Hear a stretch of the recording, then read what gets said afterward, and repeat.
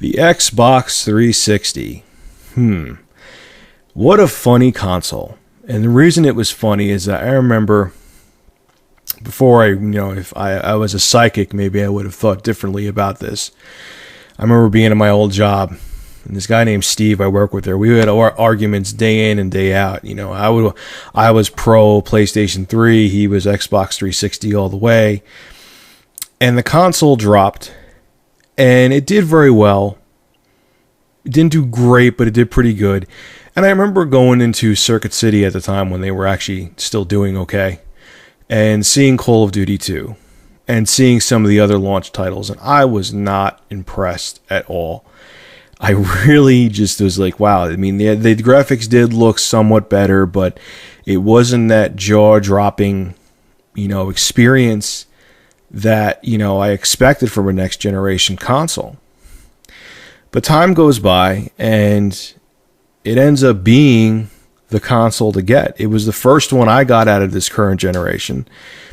And let's go into the strong points of it. The online gaming experience is incredible. Yes, you pay for Xbox Live and the PlayStation Network is free, but you get what you pay for. You have this great sense of community. It's great to meet new people. It's easy to communicate with people. It's very streamlined and efficient. Downloading demos and games is quick and fast and simple. They really put their time and energy into the online gaming community, and Microsoft was smart. They realized that that's where gaming was going. You could even download 360 titles now and put them onto your hard drive. Games for the system. It has the most third-party exclusive. It has the most games in general. It has the Halo series.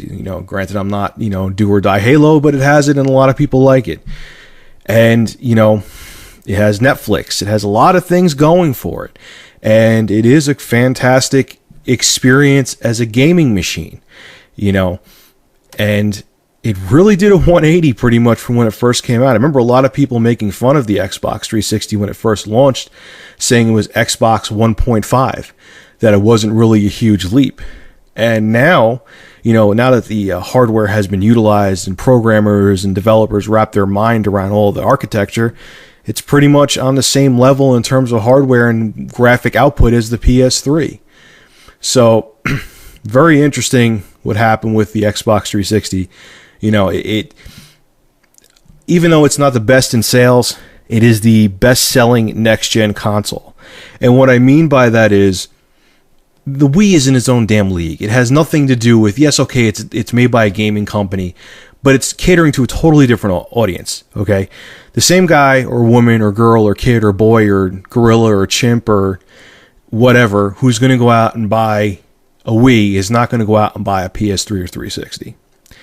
But anyway, let's get into the big glaring flaw of the 360 that all of you know about and know exactly what I'm going to say. The thing is built like absolute, utter crap. That's it.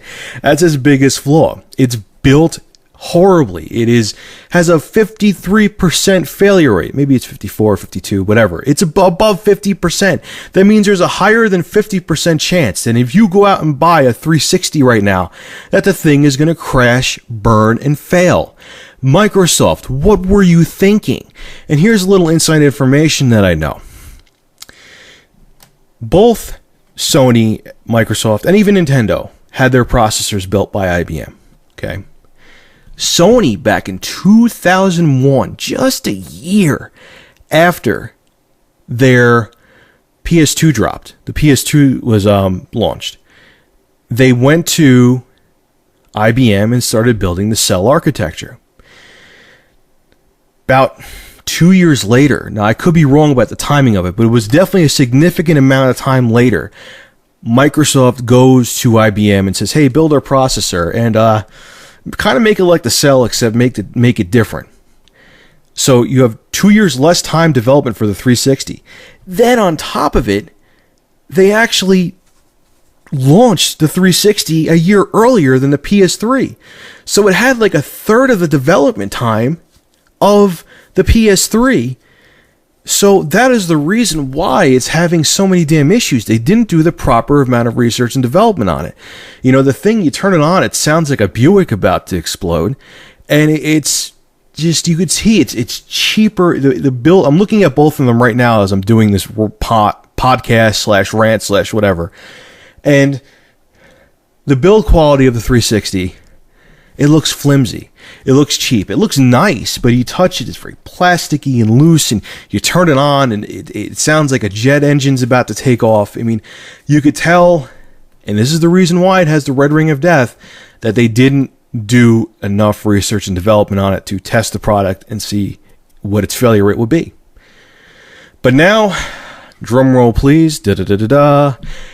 If you are one person watching this video right now, and you were to only pick what console would it be?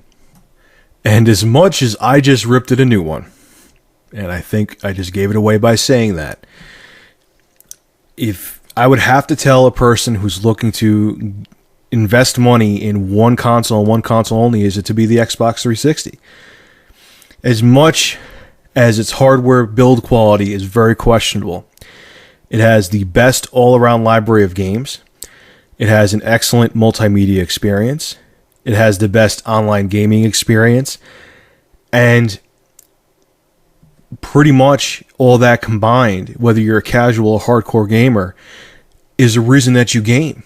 You know, if you want to go on Netflix and download a movie, you can do that. If you want to play an awesome game of, Call of Duty 4 or Call of Duty Modern Warfare 2, you could do that. If you want to, download the great library of Xbox Live Arcade games, they're there.